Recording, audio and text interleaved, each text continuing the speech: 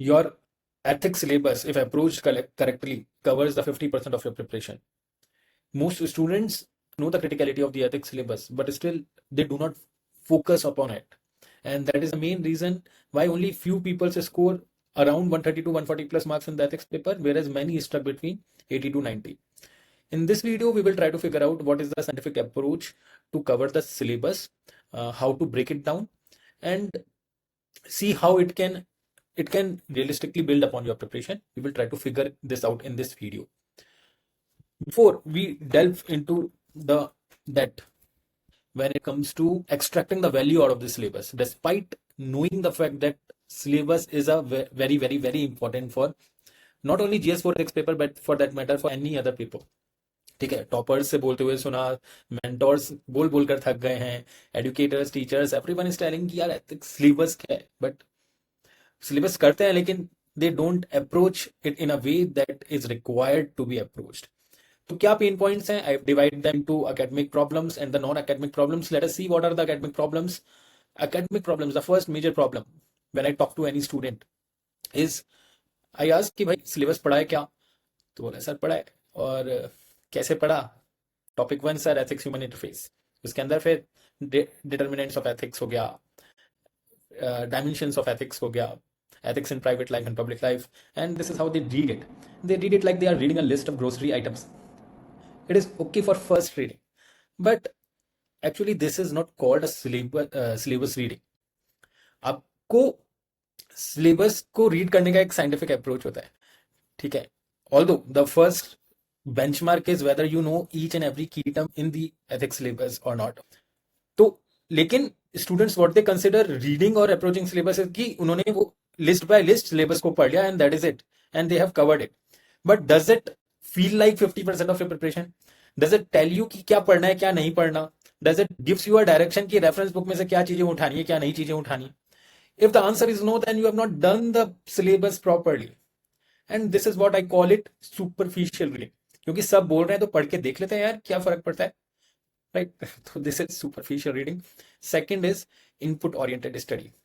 The input oriented study means कि बहुत सारा मटेरियल अवेलेबल है मार्केट में, बहुत सारा कंटेंट है, बहुत सारे लेक्चर्स हैं, एंड नो ब्रेनर आप एक चीज को उठाइए और पढ़ लीजिए. This is about input oriented study without reflecting upon कि पढ़ क्या रहे हैं, ठीक है. सिलेबस कुछ और पूछ रहा है लेकिन पढ़ कुछ और रहे हैं. Just for the sake of it gives you the satisfaction कि I am studying, right? But that should not be the case. You should reflect upon कि क्या ये रेलिवेंट है कि नहीं. Only just consuming content over content is not equivalent to the preparation. तो input oriented study से shift होना पड़ेगा आउटपुट ओरिएंटेड स्टडी में कि क्या ये जो कि रिक्वायर्ड है, what is required, whether you can express that content in the answers और not, whether it is building the mental frameworks और not, whether it is transforming you into a person that UPSC wants you to be. और पता कैसे चलेगा? UPSC ने एक syllabus दिया है भाई, उससे पता चलेगा. और उसको बहुत साइंटिफिकली अप्रोच करोगे तो वो यूपीएससी का एक्सपेक्टेशन पता चलेगा. जब एक्सपेक्टेशन पता चलेगा तो उसी तरीके के आप नोट्स बनाओगे, उसी तरीके से पढ़ोगे, उसी कॉन्टेक्स्ट में आप चीजों को समझने की कोशिश करोगे. And this is called output oriented study and that is required and we need to shift from input to output oriented study. Third is no conceptual interlinking. No conceptual interlinking in the sense कि इसके दो parts हो सकते हैं. या तो हमें ये पता ही नहीं है कि करना क्या है, कि भाई एथिक्स ह्यूमन इंटरफेस है या फिर ह्यूमन वैल्यूज है या फिर एप्टीट्यूड है, तो उसको कंसेप्चुअली सोचना कैसे है. पहले तो खुद सोचना है कि भाई एटीट्यूड होता क्या है. अपनी रॉ लैंग्वेज में इतना एक्सपीरियंस हो गया है, ऑलरेडी ग्रेजुएशन कंप्लीट हो गई है, lot of work access also they. तो एटीट्यूड अपनी लैंग्वेज में हम क्या समझते हैं based upon our experiences, world experiences, या फिर एथिक्स ह्यूमन इंटरफेस से हम क्या समझते हैं, what are the key terms related to it. उस सब्जेक्ट से एक फैमिलियरिटी बनाना is the conceptual interlinking. This is only the first part of it, right? और क्यों ही पूछ रहा है बॉस से, why even UPSC bother to put this as a topic? क्यों पूछ रहा है, क्या कारण है? जब ये अपन सोचते हैं तो हमारे को पर्पस पता चलता है किसी पेपर का, किसी सब्जेक्ट का. वो पर्पस पता चलता है तो वो कंक्लूजन ईजी हो जाते हैं, कॉन्टेक्स्ट ईजी हो जाता है, हमारे को पता चलता है कि हमको एग्जाम्पल्स कौन से प्रिपेयर करने हैं, राइट? तो this is the first branch of conceptual interlinking. The second branch, as you I'm assuming everyone is sincere here and everyone knows the importance of interlinking the vertical and the horizontal interlinking, given the fact that examiner को Impress करना है अपने answer से, और examiner कैसे Impress होगा, वही जो चीज यूपीएससी बार बार पूछ रहा है. What is UPSC asking is the favourite of the examiner, right. अगर वो जेंडर बिहेवियर के बारे में पूछना चाहता है, इन्वायरमेंट के बारे में पूछ रहा है, सोसाइटी के बारे में पूछ रहा है, तो they tend to be the hot topics that UPSC wants to see in the candidate's copy. तो जब हम इंटरलिंकिंग करते हैं तो क्या ये इस तरीके के कॉन्सेप्ट्स हमारे नोट्स में है कि नहीं है. तो ये वर्टिकल इंटरलिंकिंग और हॉरिजॉन्टल इंटरलिंकिंग की आपने अक्रॉस जीएस 1 2 3 से तो इंटरलिंक किया कि it is not only about GS 4 में आप वो टॉपिक्स आइडेंटिफाई कर रहे हैं. You also need to identify the topics that UPSC tend to ask from the GS 1 2 3 as well, क्योंकि उसी का तो ethical aspect you need to figure it out, right. और वहीं पर आपके डायमेंशंस और टेम्पलेट जब आप बनाते हैं तो उसी तरीके के वही हॉट टॉपिक्स के थ्रू आप अपने पॉइंट्स जनरेट करते हैं. But the language tends to be differ, and the language part को किस तरीके से हम कवर करते हैं, that is when we think about what are the keywords related to it. How should we talk about this particular subject, right. तो this is the conceptual interlinking. लेकिन सोचना तो है ही नहीं, हमको सोचना नहीं है. हमारे को रेडीमेड कुछ मिल जाए, सर कुछ बनाकर दे दें, सर ने ये थीम्स निकाल ली है, ये माइक्रो थीम्स है, ये मैक्रो थीम्स है, ये पढ़ना है, दैट इज इट, इंट्रोडक्शन कर लो, हो गया. और वहां पर कोई सा भी थोड़ा सा भी डायनामिक आ गया, आप उसको तभी डिकोड कर पाओगे जब आपको खुद के मेंटल नोट्स आपके रेडी हों. मैं तो आपको करके दे दूंगा, मैं तो बुक भी लिखी है इस चीज के लिए, और उसमें थीम्स ऑलरेडी अच्छे से बाइफरकेटेड हैं और काफी सारे ऑप्शंस हैं जहां पर आप अपना कंटेंट प्रिपेयर कर सकते हैं. लेकिन जब तक आपके खुद के मेंटल नोट्स नहीं बनेंगे, वो कैसे इंटरलिंकिंग आएगा. कोई भी बाउंसर क्वेश्चन आ गया, फटाफट टेम्पलेट्स तभी अप्लाई हो सकते हैं जब you know what are the key hot topics that UPSC tend to ask. So this is the conceptual interlinking which among the most of the candidates are missing, and that is the real reason why there is a difference between someone is scoring a good marks in the ethics paper or while most of the people tend to cluster around 80 to 90 marks. So these are the academic problems. The non-academic problems are consumption, which is equals to illusion of preparation. Consumer economy है, हर चीज पता है भाई, demand है notes की, demand है lecture की, YouTube आ गया है, आर्टिफिशियल इंटेलिजेंस एक और ऐसा प्लेटफॉर्म है जहां पर there is no scarcity of the content part, and we as a consumer tend to, right, without thinking whether it is relevant or not. So basically all these non-academic problems that we will going to discuss are the root cause behind the academic problems that we are facing, right.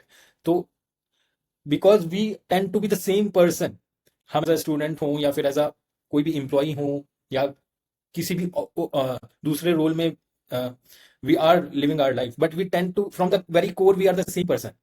So how you do anything is how you do everything, right.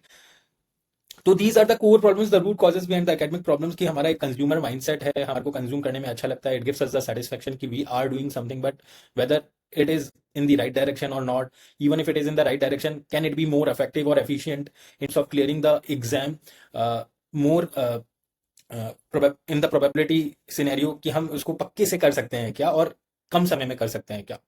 तो उसके लिए सोच चाहिए, and the artificial thinking, like I said, everyone wants to be spoon fed. So that is the main problem कि we are not thinking, we are not reflecting, we are not taking a time to think about कि what are my learnings from this particular course of action that I've taken, from this particular activity that I've taken, and how I need to apply it. And this reflection part only takes somewhere around 10 to 15 minutes. You go through the syllabus, you go only one topic and ask these questions. Ask these questions and you will get a 10x more value than what you will going to get just by the mechanical reading of it. ठीक है, आपको लगता है कि पूरा पढ़ लेते हैं, 8 से 10 टॉपिक पढ़ लिया, कुछ किया आज. मैं बोलता हूँ एक टॉपिक पढ़ो, एक टॉपिक भी नहीं तो उसका एक थीम पढ़ो, सिर्फ एथिक्स और ह्यूमन इंटरफेस को रिफ्लेक्ट करो. आपके प्रिपरेशन में आपको मजा आने लग जाएगा, क्योंकि now you can connect the dots, now you can make out कि कौन से आर्टिकल्स इंपॉर्टेंट हैं, यहाँ पर ये अगर इन्होंने ये चीज बोली है तो किस तरीके से ये अप्लाई करना है. Otherwise you are doing it completely mechanically everything. So this is the artificial thinking. And the third is the most important, is the identity crisis. Identity crisis is basically the mindset problem that we are having. Mindset problem in the sense कि हम अपने आप को अभी aspirant ही समझ रहे हैं, but from the core to crack such competitive exams, You need to be very sure from your inside, from your, you need to have a belief, strong belief कि मैं सिविल सर्वेंट ऑलरेडी हूं. तब तक वो perspective develop ही नहीं हो पाएगा. ठीक है, तब तक आप किसी भी प्रॉब्लम, अभी आप सिर्फ एस्पिरेंट को किस तरह, आज कैसे दिन निकल जाए, आज किस तरीके से प्रोडक्टिव डे हो जाए और कोई गिल्ट नहीं हो, और कितने कैसे मार्क्स आ जाए, कैसे नोट्स बन जाए. And although it is the process, but you need to look into the bigger picture. When you are studying, you don't tend to think about that bigger picture, but when you are reflecting, when you are connecting the dots, then you need to visualize things from the perspective of your vision. तो ये self awareness ही नहीं है कि कर रहे हैं, क्यों कर रहे हैं, किस पर्सपेक्टिव से कर रहे हैं. वो माइंडसेट डेवलपमेंट कितना इंपॉर्टेंट होता है. आई टेल यू कि if you are doing something like daily on sighting, you are doing it consistently, great. You are preparing your notes according to the demand of the UPSC, very good. But if you are not dedicating your time to build the mindset that is required to be a civil servant, then it is not worth it. क्योंकि वहां पर वो सिर्फ आपकी knowledge test नहीं कर रहा है, आपका प्रेशर, आपका एटीट्यूड वगैरह सब टेस्ट कर रहा है. और this is the main difference why most of the candidates do not clear the prelims exam, even though they are better in terms of knowledge question, है ना. और आपने भी ये चीजें एक्सपीरियंस की होगी. और sadly these things are not being taught at the school level. ये हमारे को लाइफ ही सिखा रही है, धीरे धीरे हमको लाइफ ही सिखा रही है कि क्यों चीजें रियल, हम मेहनत भी कर रहे हैं प्रॉपरली, सारा हार्डवर्क है, लेकिन वो ग्राउंड लेवल पे क्यों नहीं दिख रहा है, उसका रिजल्ट क्यों नहीं आ रहा है, बिकॉज अंदर ही वो रिजल्ट नहीं है. एंड उसके लिए कुछ अफर्मेशंस होते हैं, कुछ माइंडसेट एक्सरसाइज होते हैं, that we will talk in some other video for sure, but this is the identity crisis that many students are facing. All right, so now what's the deal, how to approach the syllabus, which is the core agenda of this particular video.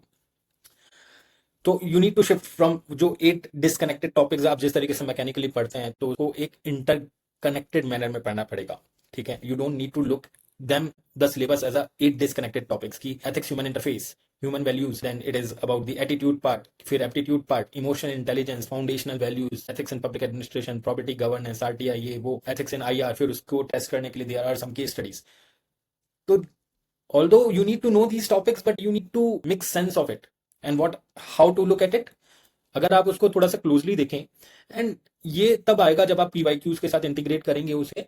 But the first step is always to know the syllabus before you integrate it with the PYQs. So there are 4 aspects of it in which UPSC is trying to frame the questions. First level is the self level, second level is the society level, third is the administration level, and the fourth is the action level.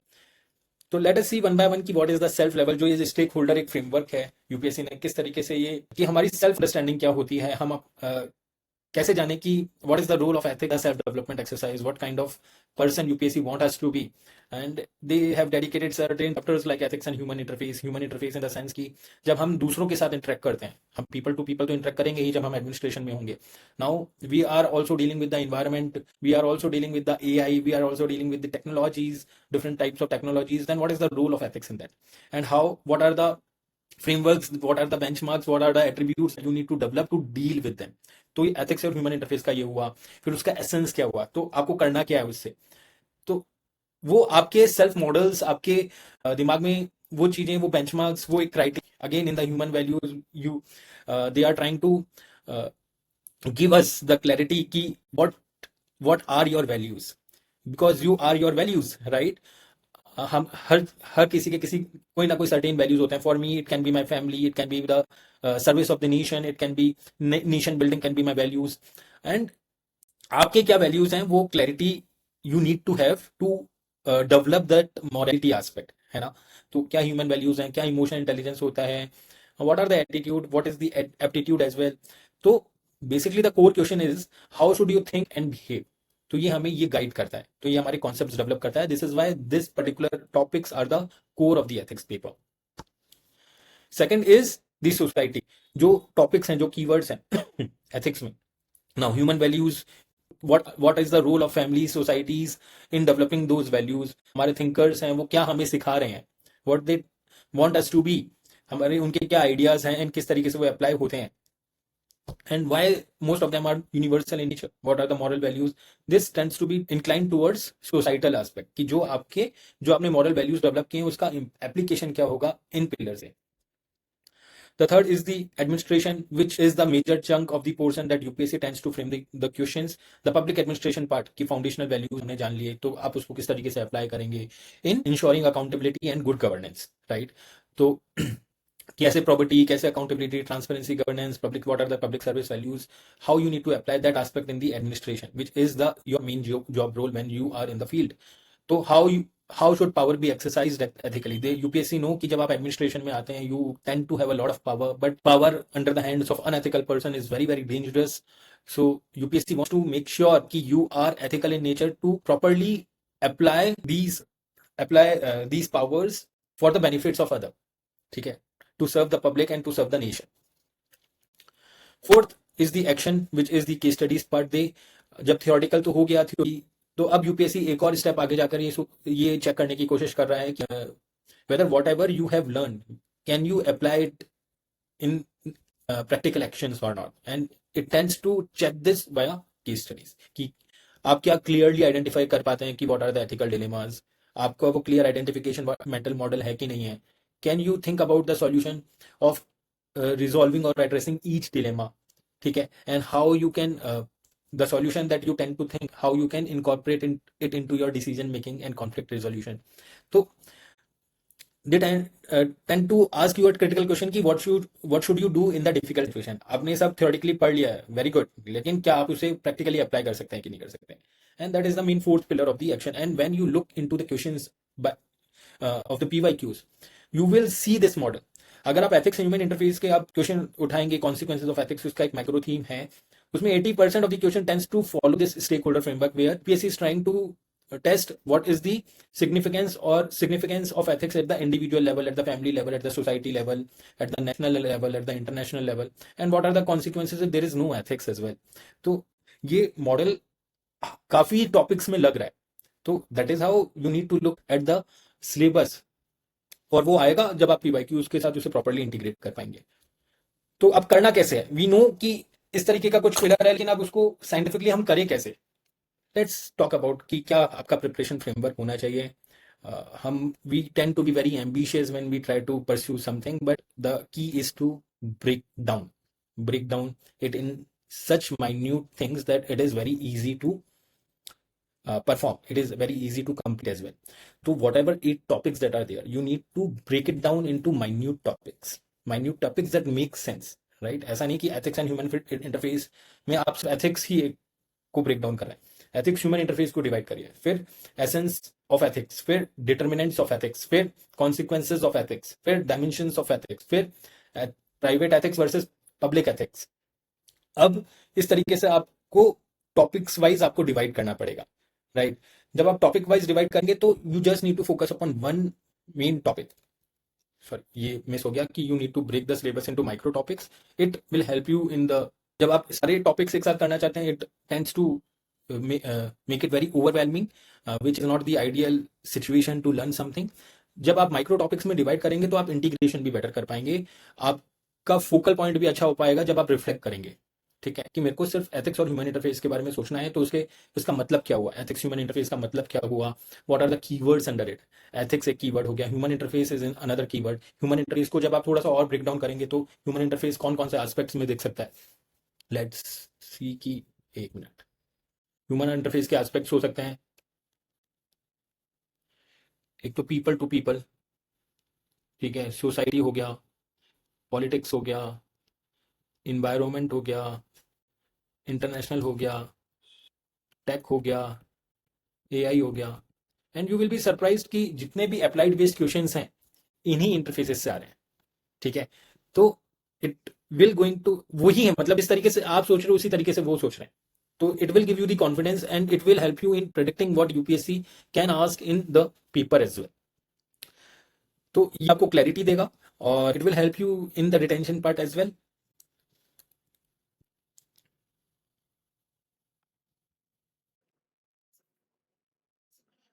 अब जब आपने उसको minutely divide कर दिया, then what you need to ask कि क्या meaning है उसका, बिल्कुल रॉ, बिल्कुल कंसेप्चुअल, बिल्कुल आपकी लैंग्वेज में आप उससे क्या समझते हैं, आपकी लैंग्वेज में व्हाट इज एप्टीट्यूड, आपकी लैंग्वेज में what is human values, right. फिर उसके क्या कीवर्ड्स हो सकते हैं, क्या एग्जांपल्स हैं आपके लाइफ से related, just to make sure कि क्या हम कॉन्टेक्स्ट में चीजें के कर रहे हैं. It is important to do this because then you can know कि you can properly categorize the PYQs कि which PYQ belongs to which particular topic, and when you categorize those PYQs according to topic you will realize कि what should be my circle of study, कि मुझे क्या पढ़ना है क्या नहीं पढ़ना, more importantly क्या नहीं पढ़ना मुझे. ठीक है, क्योंकि this is an administrative paper और क्योंकि PYQs में एडमिनिस्ट्रेशन बहुत रिपीटेड एस्पेक्ट है PSC का, तो you need to also focus upon की what is the relevance of it in at the administration, कि इसका सिग्निफिकेंस क्या होगा, एथिक्स ह्यूमन इंटरफेस का सिग्निफिकेंस क्या है एडमिनिस्ट्रेशन में, इमोशनल इंटेलिजेंस का क्या सिग्निफिकेंस है, आपके यहीं पे नोट्स बन जाएंगे. और क्योंकि वो आपके सीधे दिमाग से निकल रहे हैं, आपके रॉ थिंकिंग से निकल रहे हैं, you tend to remember it, you tend to apply it more properly. Although we refine it later, लेकिन जब आपका कोर पता होता है आप अपने आप को समझा सकते हैं. जब आप अपने आप को समझा सकते हैं तो आप अपने शॉर्ट नोट्स बना सकते हैं. तो इस तरीके से यू नीड टू अप्रोच. और उसका आंसर में कैसे एप्लीकेशन होगा, although in the first reading it might be कि आपको नहीं पता उसको कैसे अप्लाई करना है, but this is the exercise that needs to be completed 2 and 4. ऐसा नहीं है कि सिर्फ वन टाइम एक्सरसाइज है. You need to come back to your syllabus and fill and keep on updating it, keep on refining it. ठीक है, so these are the 4 questions that you need to ask after breaking down the syllabus topics. The third is, हाँ वही उसी का framework है. आपको understand ये जो भी 4 क्वेश्चंस हैं, ये it tends to revolve around what is ethics, what is the meaning of it, why क्यों पूछ रहा है, and where it can be applied and how it can be applied. तो वहां से आपके इंट्रोडक्शंस, कंक्लूजन्स, आपके डिफरेंट डायमेंशंस मिलने लग जाएंगे. तो these are the 4 questions that you need to keep your focus upon while analyzing, while reflecting upon the syllabus. So this is the scientific approach. The process is simple, but it is the execution that will always matter. ठीक है, तो ये सब simple है. It is always about the consistency. It is always about executing it.